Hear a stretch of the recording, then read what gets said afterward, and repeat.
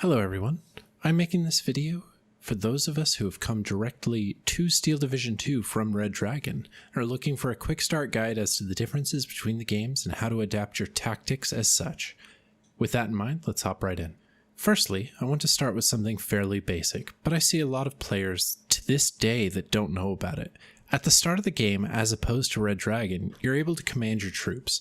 Unfortunately, this doesn't extend to planes or keybinding troops to make sure that you have them ready at a moment's notice, but it is really quite handy to throw out all your orders before the timer starts so that you can sit back and focus on your next move while they drive off to obey.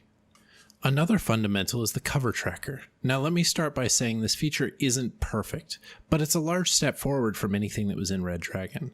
I don't know how many times I heard or even said, how the hell can that unit see my unit, as a tank shell or ATGM came streaking out of a forest, through a city, over a hill, and destroyed my CV in Red Dragon. In Steel Division 2, with the exception of certain maps or situations that seem to be random and annoying, you can use the cover tracker to see exactly what a unit can see or can't see. This is crucial in certain armored engagements, as well as getting your supporting units into just the right spots to engage the enemy without also exposing your units to the enemy gun lines. A great example of this is AA, where you want it to be able to see approaching planes, but you don't want it firing at tanks to piss them off. Now that we've covered the basic mechanical differences between the games, we can move on to the tactical differences. One thing that is quite overwhelming, even still to me, is that the income in Steel Division 2 is so large comparatively to Red Dragon.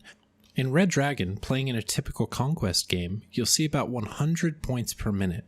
A little over actually, but the exact number doesn't really matter. If you're playing a balanced division in Steel Division 2, that's just the Phase A complement. A huge problem that newer and older players alike have in Steel Division, and I am no exception to this, is banking points because they are microing something, they're not sure what to bring in, or simply because they forgot they had points coming in.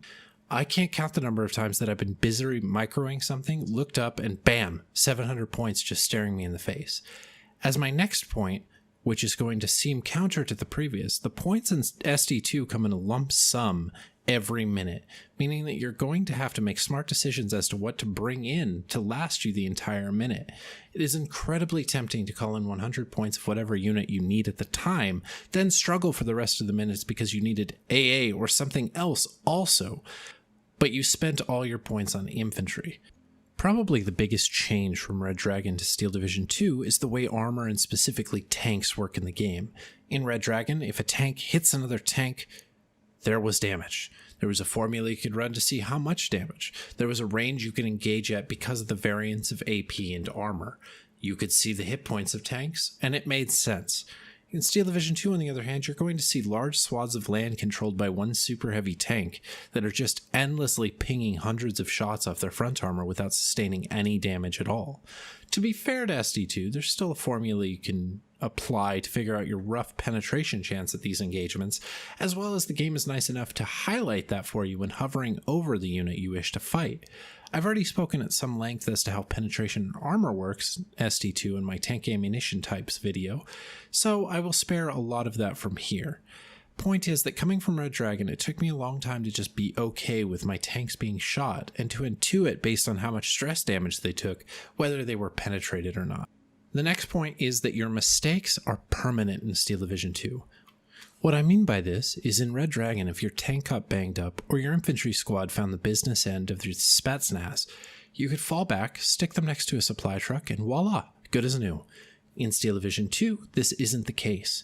You can only repair critical damage to tanks, the items that appear in yellow text just above the tank and below the nameplate, and there are no backup squad members helpfully waiting inside each supply truck. I personally really enjoy this change as it adds permanence to each engagement and rewards strategic planning.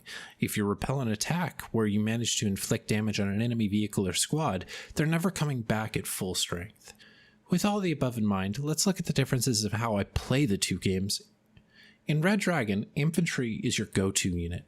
They are strong, lethal, and cheap, usually your best unit in most situations. While this is true in Steel Division 2, it is not true in the same way.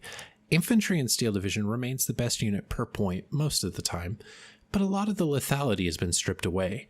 I think of the recoilless rifles and ATGM rockets that units had in Red Dragon to support this. If you had a decent infantry squad walking through a forest in Red Dragon, there wasn't much that anyone could do to stop them. In Steel Division, however, with very few exceptions, your units don't have great anti-tank vehicle options, making them much more susceptible to half-track fire and tanks pinning them down. In light forests, where you're liable to find tanks and vehicles, typically unit visibility is around 300 meters, and even the best anti-tank options carried by infantry only have a 250 meter range, the bazooka and the Panzerschreck, while the majority of infantry units only have a 100 meter range for AT grenades or the 120 meter range found on the Panzerfaust. This really alters how you take forests and means that you're going to have to use a combined arms push to really cause any damage to enemy defenses. One thing that I've all but stopped doing since I swapped over to SD2 is worrying about total map coverage and started focusing on specific points of the map, i.e. strategic locations, flags, or etc. In Red Dragon, almost every match, someone on the opposing team would drop off an infantry squad on the corner of the earth and start walking them the long way around the map. I'm not going to get into how annoying this was, what with the infantry squad quickly running around 20 kilometers the edge of the map and getting into position. In Steel Division 2, there are a few reasons this doesn't happen, except for very rarely. For one, units as stated above aren't as effective. A squad of Royal Marines 90 in Red Dragon could get behind your lines and cause serious damage with their weapons they had on hand. In Steel Division 2, there's a lot of limits placed on the units can accomplish in a similar way, largely tied to the lethal range that they have to be at. The other stop to this is the form of the front line system. While this hardly stops the problem outright, being that there are several units that don't push front line at all, it will stop a bulk of units from sneaking around to cause serious damage to your back lines, as you can see the bulge in the front line indicating this charge. The next change is artillery. Artillery in SD2 is immensely more effective than it was in Red Dragon, in my opinion. While in Red Dragon they had further range, faster firing, and some very deadly options, in SD2 with the new stun mechanic and surrender mechanic, artillery is downright deadly to infantry and even some lighter vehicles. Even if it causes no damage whatsoever to a squad, a full volley from a single mortar is often enough to panic and stun that squad, leaving them susceptible to surrender or even being murdered one at a time.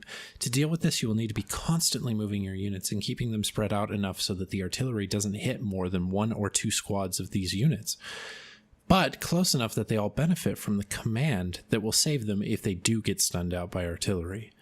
Next, I know that I've said this in another video, even though I can't remember which one, but pushing is the key to victory in team games. In Red Dragon, you could sit back for a few seconds, apprise the enemy line, pick a few things off with your ATGMs and heavy tanks while you formulate a plan. This is not the case in Steel Division 2 9 times out of 10. If you're playing in a team game and you stop pushing, at best, the person that you're facing off against is saving up their points too. But more often than not, they're building up an air force or artillery monstrosity that will snowball out of control if you use your infantry to push forward and identify targets for your tanks and support guns, then use super heavy tanks to take the blows, if you have them, so that the smaller tanks can help finish the targets off rather than just being the first to die. While I am on this subject, don't be over-reliant on super units in SD2 either. In Red Dragons, I too remember the days of having one Challenger 2 that was equivalent to 4 times its point value if it was in an open field. In Steel Division 2, however, super units are great, but ground control is better. The more flags you have, the less time you'll have to spend staring at that super unit wondering what to do. This list got a lot longer than I thought it was going to, but that's because a lot of the stuff I didn't think of until I launched Red Dragon to take a few things for inspiration. I also know that some of these things are basic. However, the basics are a great place to start. And I do see quite a few people that come from Red Dragon, myself included back in the day, that didn't know these were a thing. I'm going to get further into tactics, situations, and perhaps more differences between the two games in future videos. But for now, thanks for watching, and I hope you've learned something. Take care.